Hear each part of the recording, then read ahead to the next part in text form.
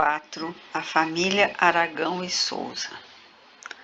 O canavial novo, a perder de vista, oscila ao vento ondulante e verde, contrastando com as tarefas de cafezais brilhantes, parecendo um desafio luxuriante às íngremes muralhas da Serra da Mantiqueira, que se encosta, corcova a corcova, ganhando altura ao longe.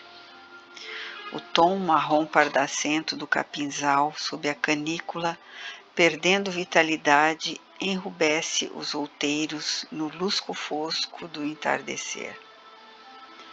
Embaixo, serpenteante, preguiçoso e largo, o rio Paraíba desliza suavemente, arrastando as riquezas que deposita nas margens e a vida que as águas sustentam no imenso e fértil vale.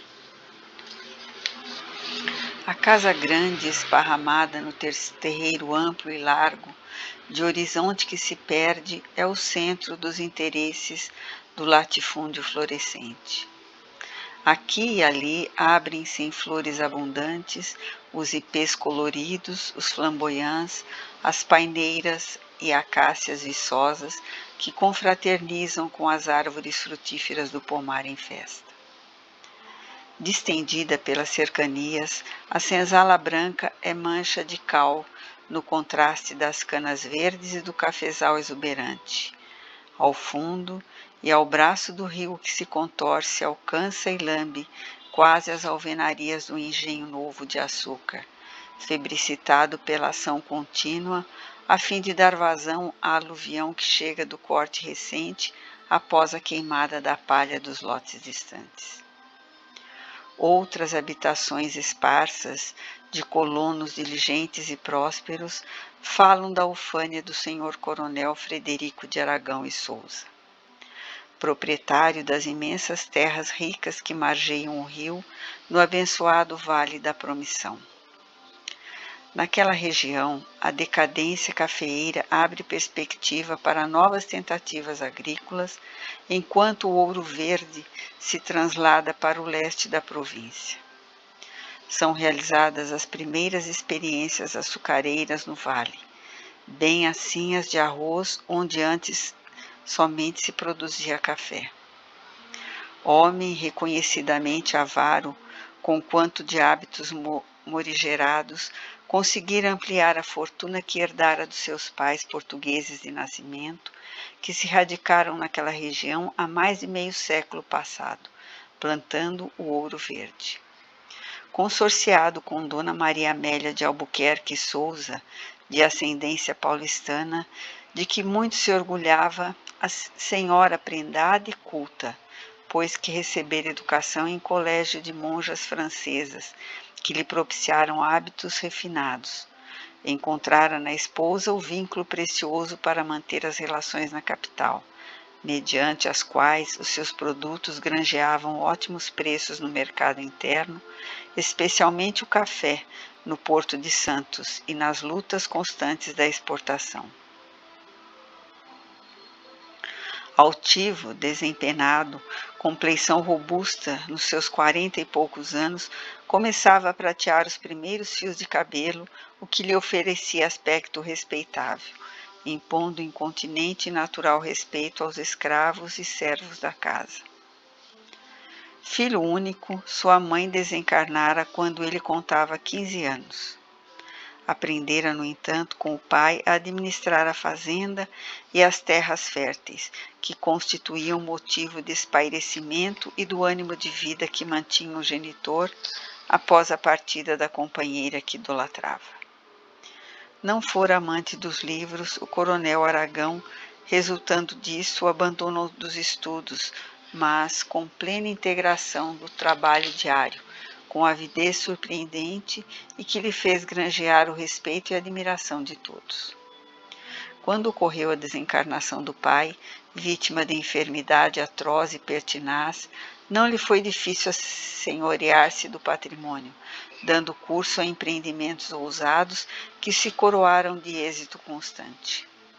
Adquirira de imediato mais terras e ampliara as plantações antigas. introduzindo a cana-de-açúcar de modo a produzir o dobro do que o genitor conseguira realizar com sacrifícios inauditos. Conhecer a esposa através de amigos interessados da união das posses de ambos, para maior rendimento das fortunas reunidas. E o matrimônio, que se dera em circunstâncias muito comuns na época, em que o amor chegava depois, principalmente para a sentimentalidade feminina, proporcionou-lhe o complemento de paz, paz relativa, que ambicionava para remate da desmedida cobiça. Dona Maria Amélia, delicada e frágil, que descendia dos velhos troncos étnicos de São Paulo, fazia-se ornar de dotes preciosos do coração e de inteligência viva e brilhante. Falava fluentemente o idioma pátrio, o francês, e conseguia desembaraçar-se com relativa facilidade em espanhol. Lia também em latim, principalmente os livros sagrados, sendo profundamente religiosa e recatada. Exemplo vivo da dama ideal, pacata e nobre, possuidora dos recursos capazes de completar as ambições do ávido senhor dos cafezais e do engenho. Espírito afável, cultivava o gosto pela poesia romântica, cheia de lirismo, e pelo condoirismo nascente na temática de Castro Alves e Tobias Barreto, que incentivavam contra o ominoso tráfico de escravos. Regularmente prendada, entregava-se à arte do bordado com verdadeiro encantamento, em cuja tecedura preciosa fugia pela imaginação a vida bucólica, integrando-se na paisagem febril e culta da capital de cuja atividade cultural sentia falta. Discreta quanto silenciosa, cuidava dos deveres do lar com esmero, falando somente o estritamente necessário. Gostava de receber hóspedes, no que também contrastava com o esposo. Nos dias festivos, sua bela mesa de jacarandá lavrado se revestia de toalhas alvíssimas e engomadas, em linho bordado ricamente, sobre a qual se dispunha uma coleção de louça, de Sèvres e os cristais preciosos de Veneza, presentes de matrimônio que lhe oferecera sua mãe. Sua cozinha era comentada e os pratos regionais muito elogiados, o que lhe constituía uma das maiores alegrias. Era generosa para com as escravas, principalmente as que se faziam mães. Desde os primeiros pruridos das leis libertadoras, que, diga-se de uma vez, causavam fortes reações nos escravocratas, principalmente no temperamento áspero do coronel Aragão, seu esposo. Ela interferia a benefício dos negros. Devemos possuir sentimentos de compaixão, rebatia, quando lhe era permitido dialogar com o marido, especialmente para com as mães. A maternidade é luz divina e pouco importa onde se apresente. Será diferente o perfume do lírio que brota no jardim, no charco ou no pântano? E o marido, então irritado, preocupado com os lucros, reagia. Escravo não é gente. Lembre-se que o próprio vigário Lourenço da cidade de G escreveu no passado veemente protesto contra essas leis absurdas, informando que negro não tem alma, como reconhecem Sua Excelência Reverendíssima o Bispo de Coimbra e outros príncipes da Igreja. Você não ignora que muitas das cargas que chegam à corte até há pouco eram abençoadas pela Igreja. Não me fale, portanto, de piedade em se referindo a essa gente. Todavia, redarguiu ela argumentando, o leite que nutriu nosso filho veio do seio de uma escrava, que também amamentava o próprio filho. Não fosse isso, o nosso Antônio Cândido teria morrido ante a impossibilidade de ser alimentado por mim. Isso, porém, revidava transtornado, é serviço para a negra. Dar a vida do filho, desnutrindo-o para ofertar vida ao filho do Senhor? Fazem-te mal essas leituras, mulher, reagia, confiando os bigodes longos e bem tratados. Num dia em que nos desentendamos, eu terminarei por proibir na minha casa esses livros de poetas sonhadores partidários da abolição. E expressava-se em afastar-se do cenário da discussão. Não obstante, a senhora, cercada pelas escravas nos místeres a que se entregava, usava o pão da misericórdia, a água da piedade e recordava o crucificado de braços abertos. Não seria ele, na cruz, costumava refletir um símbolo? Aqueles braços que nunca se fechavam não se encontrariam oferecendo amparo aos infelizes, e aqueles lábios entreabertos não estariam a murmurar o eterno apelo: vinde a mim? Não fora ele o primeiro libertador? Não arrancar os escravos ao mal a que se submetiam? Não se erguera contra o abuso do poder, tornando-se ao amparo dos perseguidos? Nublavam-se-lhe então os olhos e não saberia dizer se por compaixão dos cativos ou pela emoção decorrente das lembranças do amigo divino dos infelizes, ali sempre contristado, contemplando as misérias infligidas aos seus, chorando a dor deles. Mergulhava em esses mares, e a saudade do filho chegava-lhe qual armadura pesada que caísse sobre seus ombros frágeis. Sua débil constituição brindara apenas com um único filho, que era a sua alegria, Antônio Cândido, hoje estudando muito longe de seu coração, na distante Coimbra, a cidade da cultura e do saber portugueses. Aquela solidão interior macerava. Fugia na direção do quarto do filho, quando angustiada, e revia-o na tela da memória brincando, sorrindo, e escutava a voz estridente do anjo querido, parecendo uma cascata de cristais partidos, produzindo música divina num piso de rochas de ouro. Pela imaginação voava de retorno ao passado e reencontrava no gárrulo e débil sair a fragilidade da mãe. Castigado pela dificuldade de respirar, atormentado e dependente, afogando-se no seu amparo. Amava aquele filho com todas as forças da vida.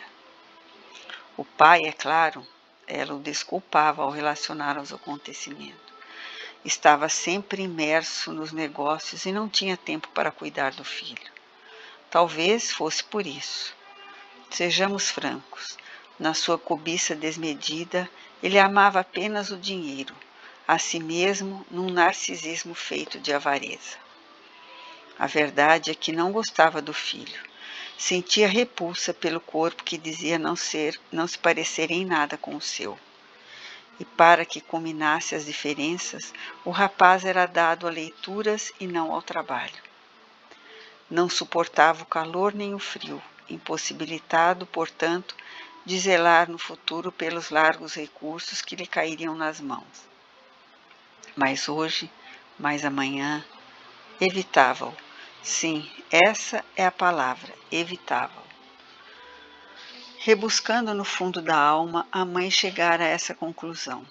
É como se, decepcionado por não ter gerado um filho que pudesse lutar selvagemente ao seu lado para dominar mais, resolvesse ignorá-lo, refugiando-se no trabalho incessante em que se realizava.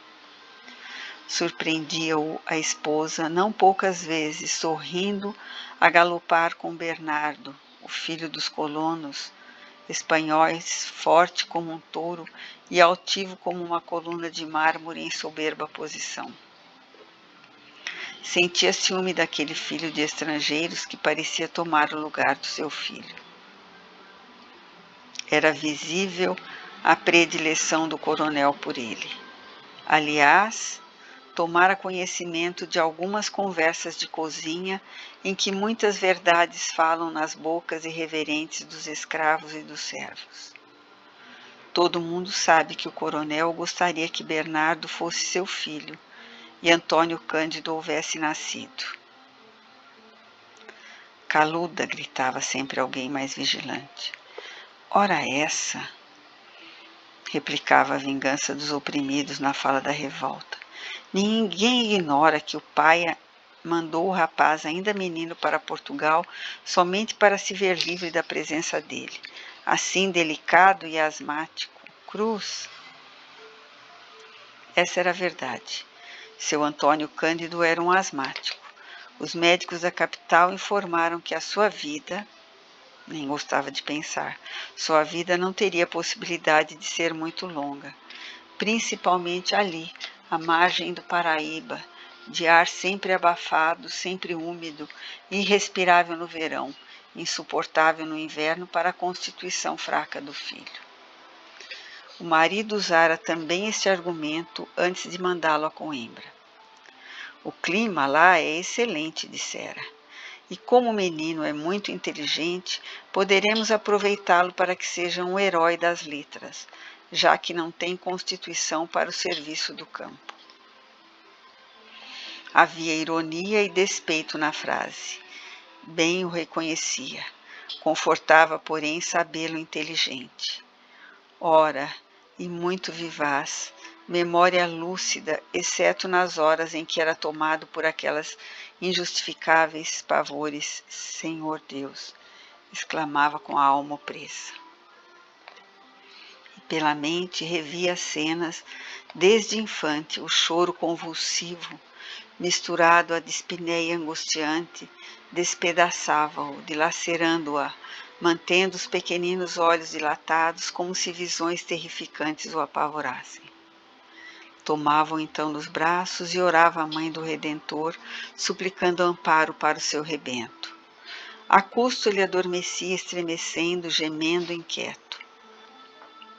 Anos dolorosos aqueles. Depois, à medida que crescia, a impaciência do pai para com ele a martirizava.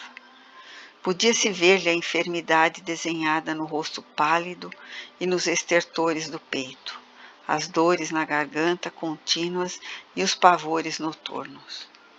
São monstros, mamãe, falava ofegante, que me querem matar. Eles aparecem e se desmancham horríveis diante dos meus olhos. Salve-me, mamãe. Chame Jesus, meu filho, falava em lágrimas. Peça a ele proteção. Tenho medo, mamãe. Medo, bradava o pai encolerizado. Isto nunca será homem, ainda mais com uma mãe que o mima e o acobarda. Chego quase a detestá-lo. E descarregava a raiva nos negros, nos filhos dos negros, mesmo naqueles que em plena infância serviam como animais de carga. Naqueles estados de fúria parecia enlouquecer. Investia contra o que estava à frente, violento em frenesi de ira. Consultado mais tarde, o médico achara que o clima de Coimbra ser-lhe-ia bom, e lá talvez a enfermidade amainasse. Assim, apartara-se do filho há quase 5 anos. Saíra do lar um fedelho e voltaria um homem. Suas cartas davam conta dos progressos conquistados. Logo mais seria bacharel e viria ao Brasil para um período de repouso, pretendendo retornar só depois de concluir o curso de advocacia. Naquelas cartas ele extravasava a alma. Na última que li emocionada após outros temas, ele escrevera: Sonho com o nosso país, mas vejo-o manchado pelo cancro da escravidão. Enquanto o homem se fizer o perseguidor do homem, desgraça-se-ia a si mesmo. Imagine, minha querida mamãe, que me afloram à mente lembranças muito torpes, como se em alguma época eu tivesse vivido em furnas odientas e houvera despedaçado vidas, eu que me aflijo ante os que sofrem. Nesses estados que me recordam os da infância, sofro amargura sem nome, como se pesadelos dominassem minha mente. Revejo-me em cenas de sangue, de luto e dor. Desperto em angústias, muito embora tais visões me ocorram com certa frequência em plena lucidez. Considere que as notícias que você me manda da nossa terra felicitam-me.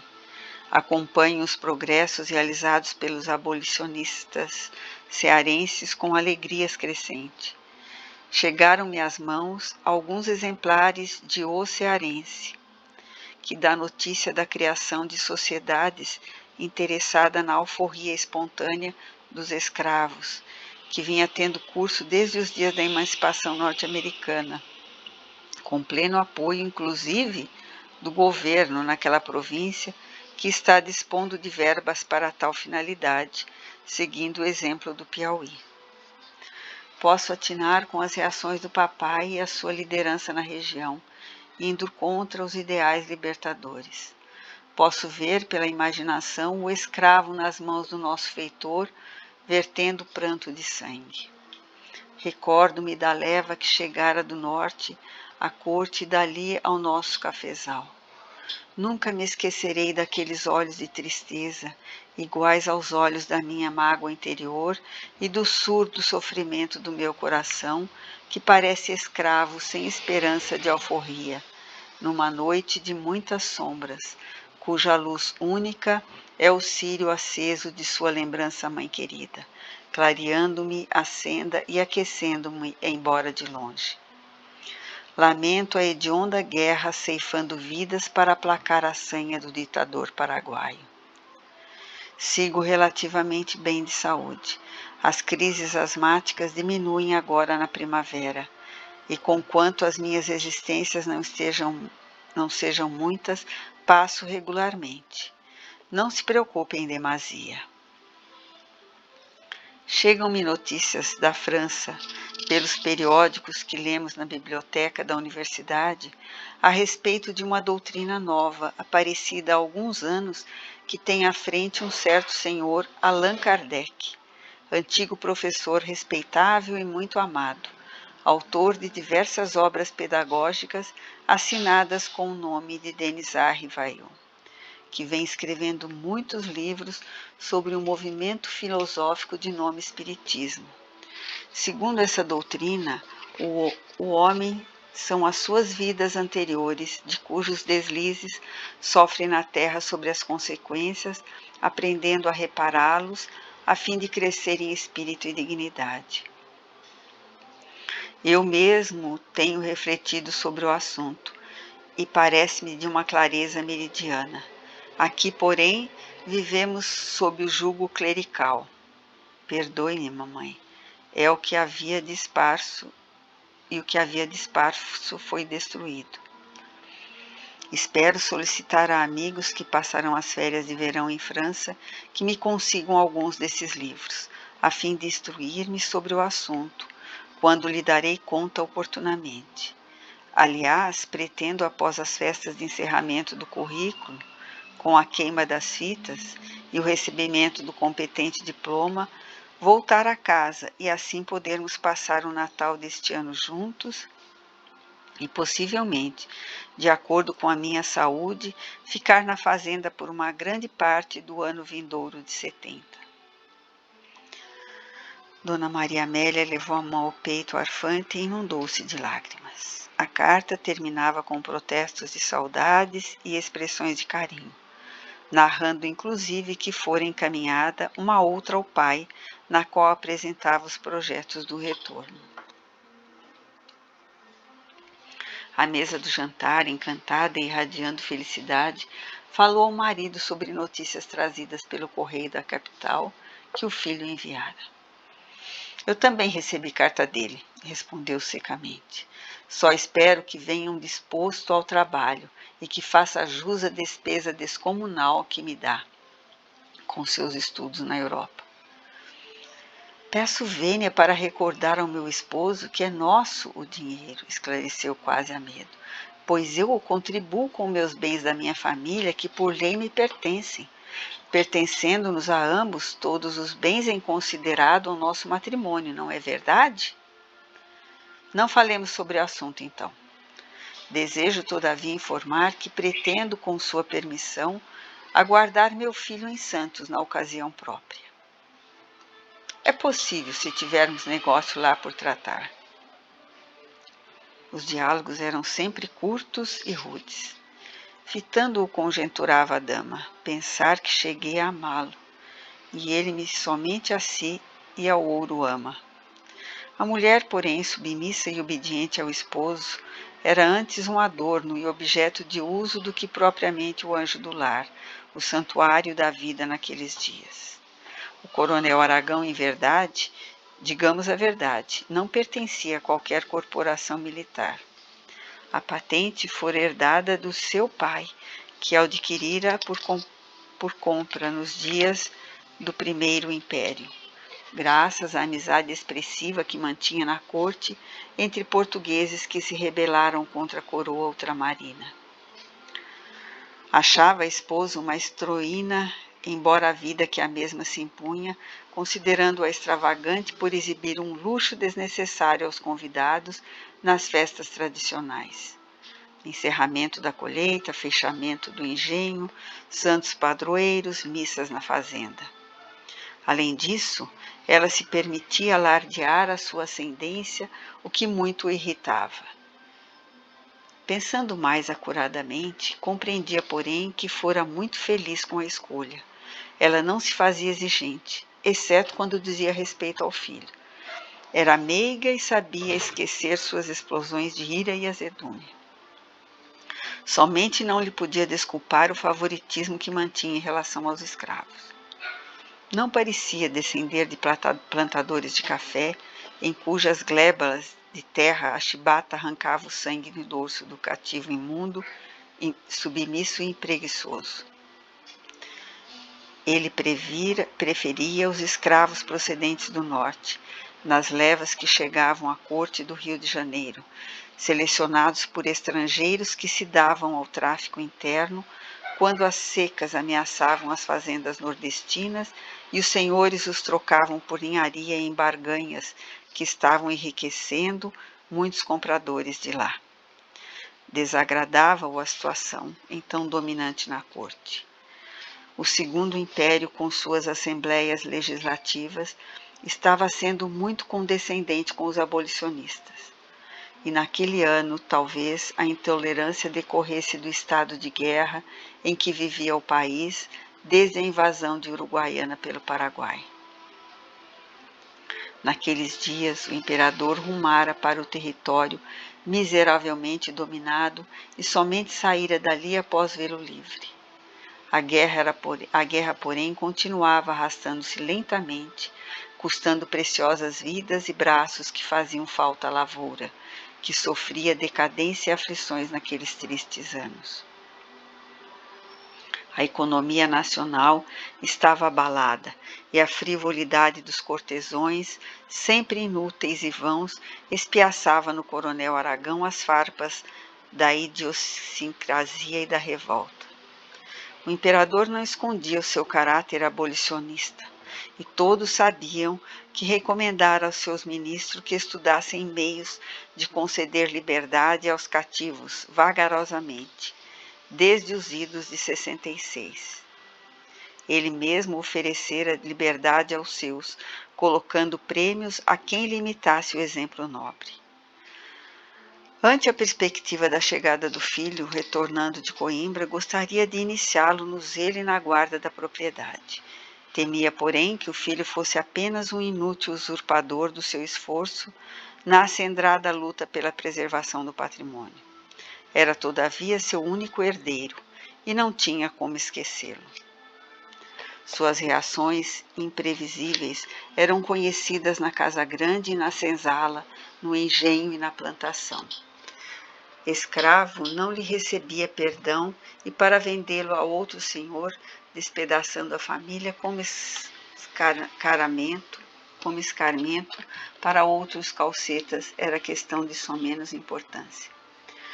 Inevitavelmente, entre os negros chegados do norte, sempre havia alguns loucos que sonhavam com quilombos, anelando liberdade ou pensando fugir, na busca insofrida de retornar aos eitos antigos junto às famílias que ficaram nas terras longes e tórridas do Nordeste. Os que conseguiam evadir-se, porém, não chegavam a percorrer distâncias expressivas, eram trazidos ao tronco e ali sofriam as mais horrendas punições, ante as quais a perda da vida era martírio suave, em considerando os que sobreviviam mutilados, inúteis, mais infelizes ainda. Apesar disso, a liberdade se debate no elo da escravidão e como um côndor tem ânsia de voar muito alto, arrebentando todos os grilhões para plainar no infinito. Quanto mais soezes os métodos de asfixia do homem, mais amplas as ambições de libertação. A flor, presa ao solo, impossibilitada de voar, arrebenta perfumes que correm nos rios do vento e se perderem na amplidão. Assim, a alma humana, 1000 vezes a morte no sacrifício, a vida na indignidade escravizante. Anelavam alguns e concordamos com eles. Naqueles dias de abril ainda ardentes por um amanhecer de domingo, o feitor descobriu que 4 negros se evadiram na noite anterior como sombras fugindo da sombra. Imediatamente foram dadas ordens pelo coronel Aragão para que se preparasse a busca. Ministrado o alarme, a azáfama tomou conta da propriedade. Servos diligentes e escravos subalternos, infelizes, tomaram dos cães, prepararam os animais para o feitor e o amo em algarávia ensurdecedora. Os mais velhos negros entregaram-se às orações pelas almas dos fugitivos, e as mulheres choravam amarguradas. Havia entre eles a solidariedade que a desgraça consolida, único elo que o sustenta na desdita e fulgura na sua noite, quando o sol da esperança se reflete no aço de si que constitui a cadeia que os ata uns aos outros. Que falta fazem esses fugitivos? Interveio Dona Maria Amélia, junto ao marido, rosário nas mãos, como se estivesse orando pelos desventurados. O olhar de fera enjaulada que lhe lançou o esposo soberbo e mal fê-la estremecer. Ele a empurrou, ferido no seu ódio selvagem, sem uma palavra, lábios a tremer e máscara horrenda em que se transformara a face, afastou-se rumando ao terreiro convertido repentinamente em braseiro de emoções desencontradas. Deixe-me acompanhá-lo, senhor, gritou Bernardo, matreiro e bajulador. Eu serei útil, sou veloz como o potro e tenho o olhar de águia, descobrindo um cativo no inferno, se lá dele ocultar-se. E sorriu confiante. O coronel gostava de arremetidas dessa natureza, mesmo que falsas. Bernardo era altivo, sim. Reconhecia e na sua postura morena os cabelos bastos e desalinhados refletiam a esbelteza de um nobre antigo. Tome de um cavalo e venha comigo, determinou o coronel Aragão. Da varanda larga, de velhas lajes de barro cozido em tijolos quadrados e muito lavados, Dona Maria Amélia acompanhou o diálogo e não pôde evitar o olhar de vitória que o marido lhe dirigiu da sela do animal. Ela baixou a cabeça, única fuga de que dispõem os que não podem ou não devem lutar nos combates inglórios. Os soluços sacudiram seu corpo delicado. Os animais e os perseguidores saíram em gritaria. A poeira levantou-se do chão, que começava a abrasar-se ante o dia vitorioso. Abriu-se a cancela à frente e os caçadores partiram, vitalizados pelas emanações da própria miserabilidade.